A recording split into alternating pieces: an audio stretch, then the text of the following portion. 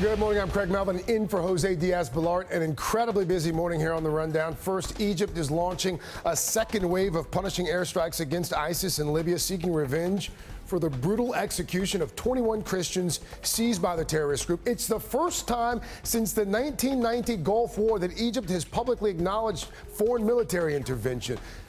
But just the fact that the murders of these 21 hostages took place in North Africa and not the Middle East is raising some new questions about the strength and reach of the Islamic State. Ayman Mohyeldin is NBC's foreign correspondent. He is with us this morning.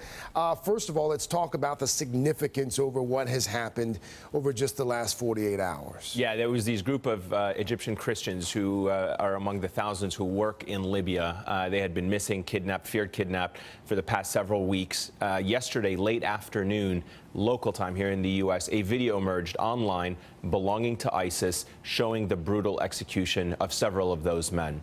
Within hours, the Egyptian president addressed the nation, vowed to respond, and what we saw this morning was the Egyptian Air Force, as you can see on that screen there, Egyptian fighter jets taking off from Egypt, bombing targets in the eastern part of the country. Now, according to the Egyptian military, they say they targeted training sites, weapon depots belonging to some of these militants. In retaliation, there has been now a souring of relationships. Libya has been essentially in a state of chaos for several months.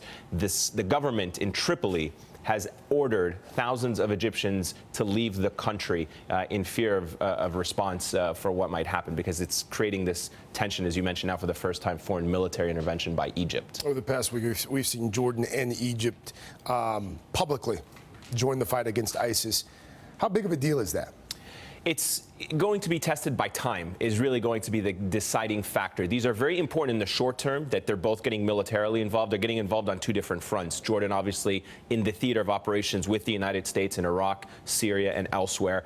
But Egypt is now fighting in Libya, where ISIS, for the first time, at least since we've known, has demonstrated with this video of the killing of these 21 people that it has some similarities to the group inside Iraq and Syria. Egypt is now fighting on that front, and it's showing you really how quickly both ISIS is spreading, how much of a problem this is now for the region. It's good to see Arab countries get involved in the fight, but it's going to be more important to see how long they stay in the fight. Ayman Mohyeldin, thank you so much. We're actually going to come back to you a little bit later and talk a little bit more about where ISIS is right now, where